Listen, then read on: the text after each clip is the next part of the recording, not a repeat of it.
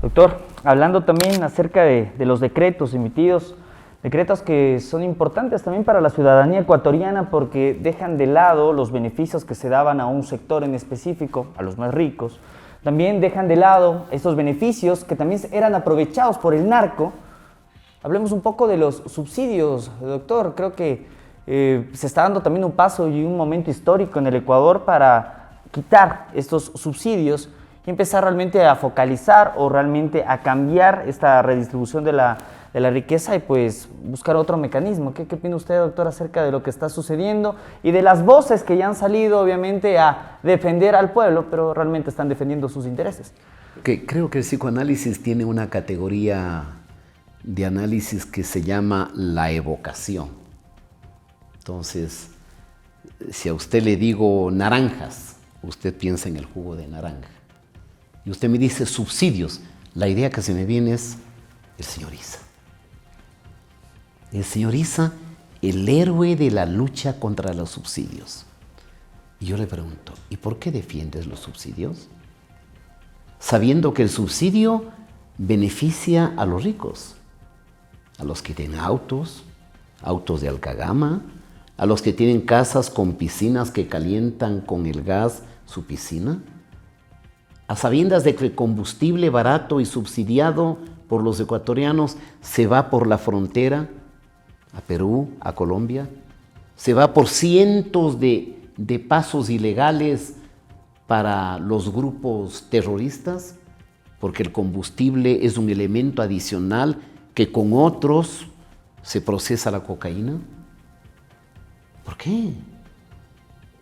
Me parece que esa actitud es una actitud irresponsable.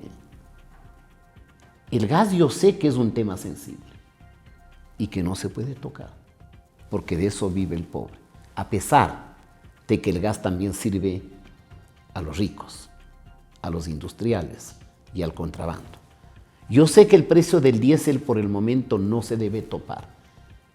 Este es un país donde la clase política es absolutamente hipócrita. Irresponsable. Porque cuando están en el gobierno, hasta el propio Correa hablaba de la necesidad de eliminar los subsidios. Porque es legítimo, es moralmente lícito que en los últimos años el Ecuador haya tenido que destinar más de 13.000 millones de dólares para subsidiar los combustibles ecuatorianos. Con ese dinero podríamos haber tenido una autopista Quito-Loja, Quito-Guayaquil o Quito-Manta o todo el Pacífico de 8 carriles del primer mundo. Y hemos subsidiado a los que tienen. Entonces, yo sí veo una enorme hipocresía, cobardía de la clase dirigente, que cuando están en los gobiernos, ahí están de acuerdo. Sí, hay que subir, aunque sea gradualmente, poco a poco. Y cuando están en oposición, tienen otra actitud. El señor Issa es otro tema. No es santo de su devoción tampoco, estimado doctor. Por inauténtico.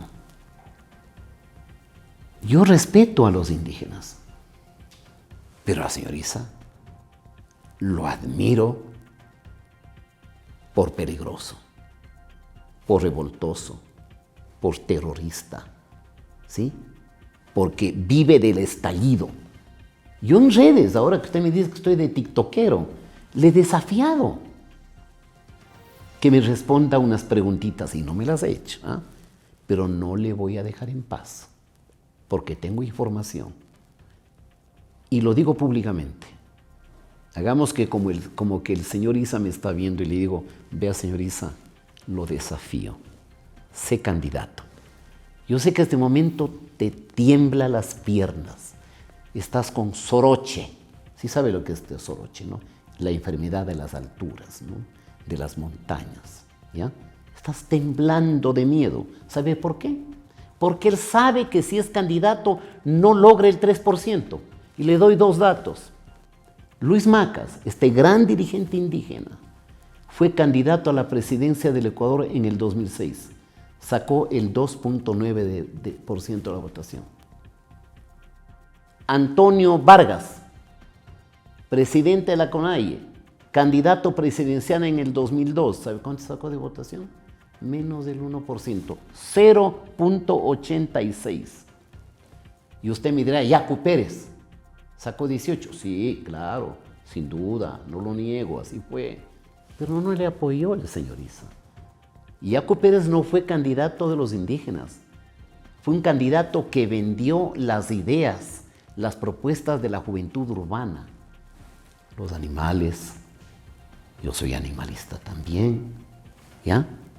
El aire, las fuentes de agua, el medio ambiente. Yo también soy medioambientalista, ¿no es cierto?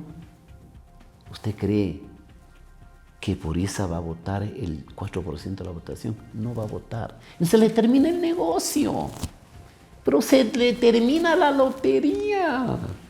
Si pasa recorriendo el mundo entero con viáticos, invitado, dando discursos del héroe. 2 veces organizó estallidos. Y en esas 2 ocasiones, 2019, que le quiso votar al presidente Lenín Moreno, porque estaba aliado con Correa. Y el 2022, que le quiso votar al señor Lasso, aliado también con el señor Correa. Él se lanza de candidato mandándole un coqueteo, un guiño de ojos a Correa. Porque le reitero, este momento Isa debe estar temblando, debe tener los pantalones húmedos. Porque le aterroriza al señor Isa ser candidato. Porque terminará este mito. Y hablando de los candidatos, doctor, estamos ya a las puertas de iniciar una nueva contienda electoral de cara a las presidenciales 2025. Se ha anunciado de parte de Pachacuti que quería el señor Isa. Luisa González todavía no confirma por la Revolución Ciudadana, pero le hizo el coqueteo que usted comentaba. Luisa le hizo a Isa. E Isa le hizo el feo a Luisa. Se quedaron ahí. Y Correa les dio una paliza a los de la CONAIE durante una década. Imagínese. ¿Se acuerda cómo les insultaba? Decía que si ves pasar una indígena por tu puerta, será de cocinera y nada más. Les dijo ponchos dorados, tales y cuales. Les maltrató. Casi desaparece el movimiento. Más de 200 indígenas sometidos a enjuiciamientos penales. 2 dirigentes indígenas por haber puesto 3 piedras en una carretera fueron acusados de terrorismo y sentenciados a 12 años de prisión. ¿No tiene memoria el señor Isa? ¿Ah? ¿Tanto le gusta otras cosas que no ser auténtico en la política? Se ciega por la gana de poder. No es el poder, pero el poder para otra cosa. Otra cosa. Unos luchan por el poder para transformar y para ser. Otros luchan el poder para tener. Y en esta pugna se vienen precisamente estas presidenciales. Por el momento, 8 candidatos. Isa. Pedro Granja. Víctor Arauz. Se refiere usted al ex general de policía. El general de policía. Al que le dicen que le quitaron la visa. Correcto. Por algo será, ¿no? Por algo será.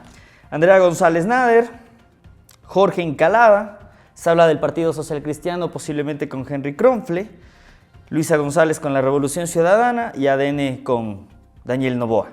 ¿Cómo ve de cara ya a lo que será estas elecciones? Por allí quizá podríamos tener una figura de último momento que rompa y patee el tablero.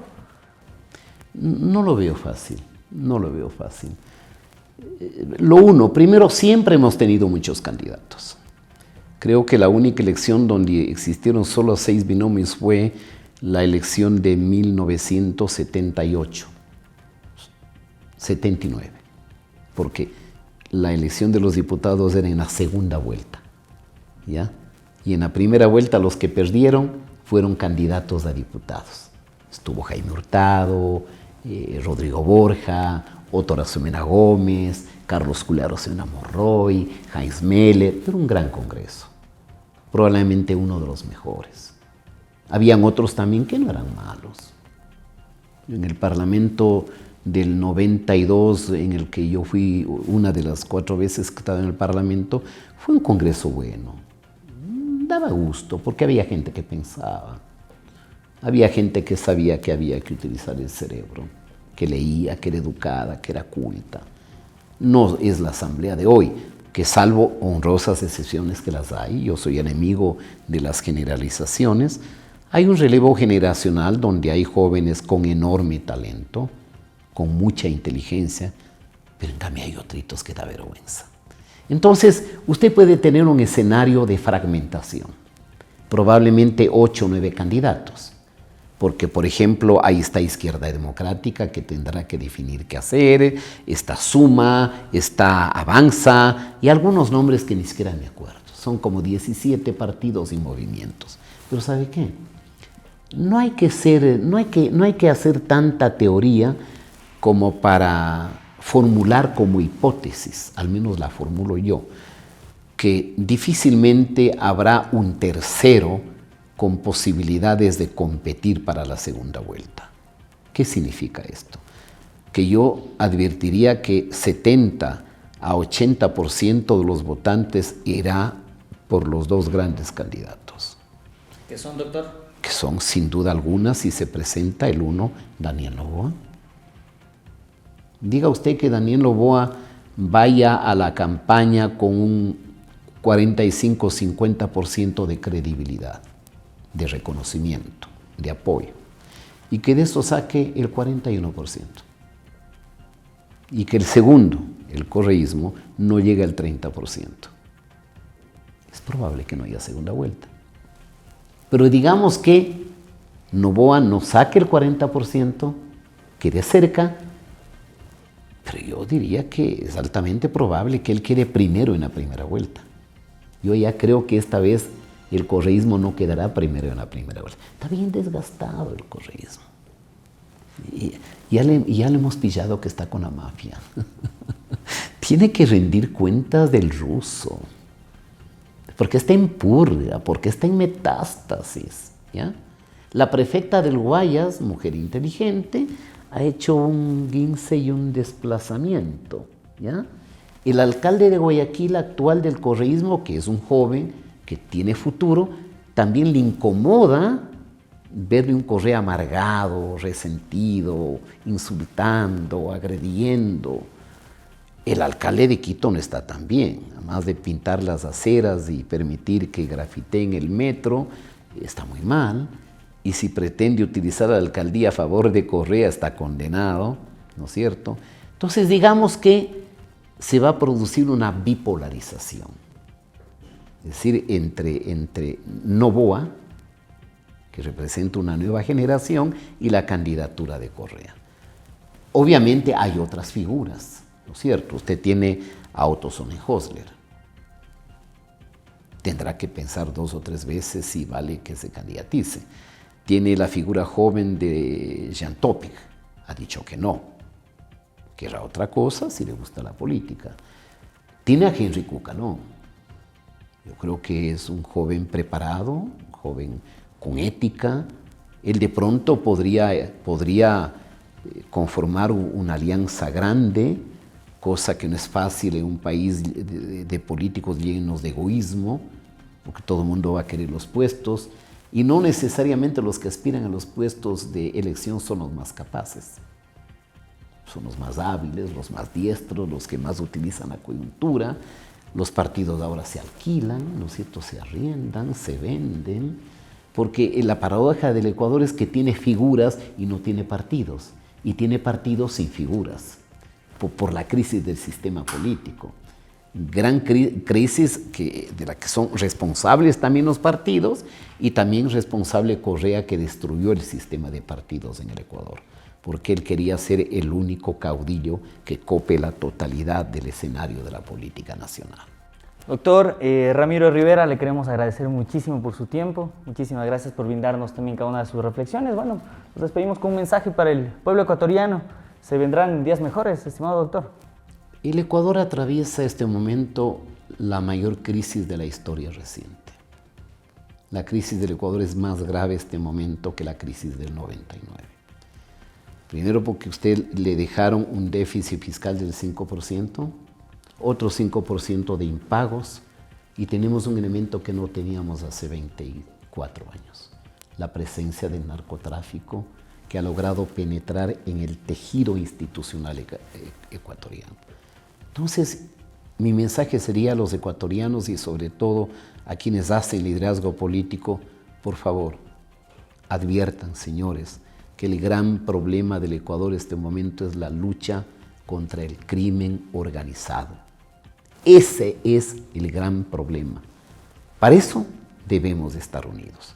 Y luego de someter al crimen organizado, a las bandas de narcotráfico y al crimen transnacional, entonces también preocupémonos de la pobreza. Hay que atacar la pobreza para que el joven tenga empleo. Pero ¿cómo va a tener empleo si acaban de negar en el plebiscito por prejuicios ideológicos del trabajo por horas? Necesitamos inversión extranjera. ¿Va a venir inversión extranjera en un país que no aprobó el arbitraje internacional? Y aquí le doy un dato para que ustedes como comunicadores hagan la tarea complementaria de la investigación. ¿Sabían ustedes que los contratos que hizo el señor Correa con la China Popular y Petrochina en petróleos, con créditos al 8%, con el petróleo como garantía, con empresas prefijadas para ser adjudicadas, con sobreprecios y coimas y toda la podredumbre de corrupción, esos contratos contemplan arbitraje en la Corte de Londres en Inglaterra? Así de desdoblamiento es Correa. Claro, pero como son documentos reservados porque él declaró que son documentos confidenciales, tienen bajo 7 candados. 7 candados. Pero la Procuraduría debería decir al pueblo ecuatoriano, para que se desnude una vez la falsedad, la inautenticidad, la maldad de un líder caudillista que tanto daño le ha hecho como el señor Correa. Doctor, muchísimas gracias por acompañarnos. Esta fue la entrevista con el doctor Ramiro Rivera. Esto es Ecuador al Día. Les habló Pato Alvarado. Que tengan un excelente día.